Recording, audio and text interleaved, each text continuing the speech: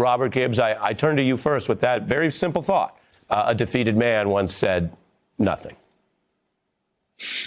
Well, I do think your point is strong in that if Donald Trump felt like he was on the verge of winning this, if he felt like he was on the verge of this being flipped to his side, I can't imagine that you wouldn't see him in public a lot. I can't imagine that you wouldn't see him commanding big crowds. We heard all this discussion about rallies continuing. It's pretty clear that his heart isn't in it based on the news. So I think it is a pretty big tell as to where we are in this race. I think probably more the tell is that the legal avenues are dwindling. States are certifying their elections. And in just a matter of days, we'll have the final answer in this race. Right. And we have the answer. We just have the denial around that final answer. Professor Murray, I have a very goofy poll here on Deadline. Our journalist producers pulled this up. It's a real thing, but I have to note it's goofy that we're polling this as a nation. This is from Reuters. And the question is about who won the election, which is a thing we all know. 79% of people will say Biden won. 13% are clinging to this idea that it's not yet decided, which has an element of technical. There's a technical aspect to that in the certification process if you want to be very charitable. But the problem for Donald Trump is down in the right-hand corner there. When you get to the theory that they have, that he's in denial about, he won't concede on the idea that maybe somehow he thinks he won.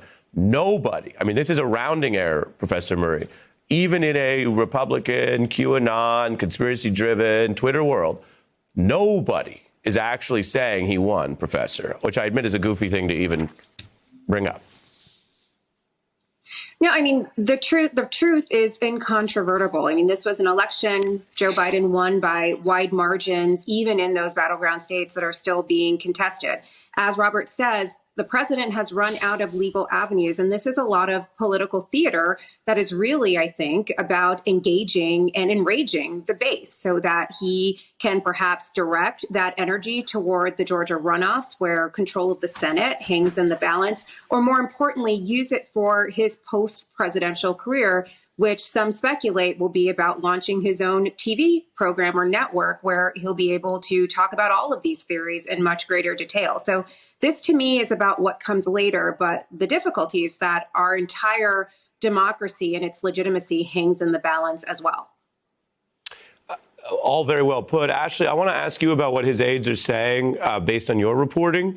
And I admit this is a bit of a difficult question. We have it up on the screen. It says Trump may accept results, but never concede he lost, say Trump aides. Can you help me with this Cheshire Cat level riddle? Because I believe that if you accept the results that you lost, that is the concession. You either accept that or somehow you don't. Legally, it doesn't matter. But can you unpack that for us from your reporting?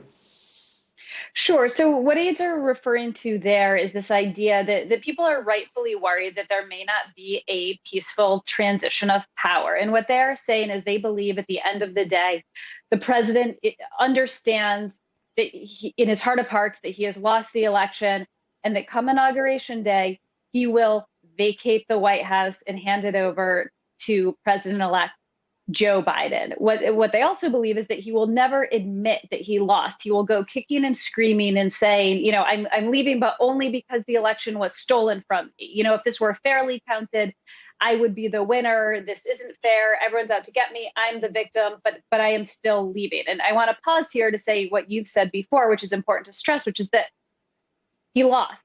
He lost fair and square. He lost the popular vote. And he, more importantly, lost the Electoral College vote, which is how our country decides who the president of the United States is.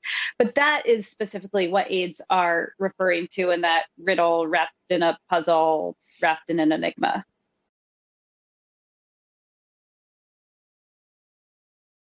Hey there, I'm Chris Hayes from MSNBC. Thanks for watching MSNBC on YouTube. If you want to keep up to date with the videos we're putting out, you can click subscribe just below me or click over on this list to see lots of other great videos.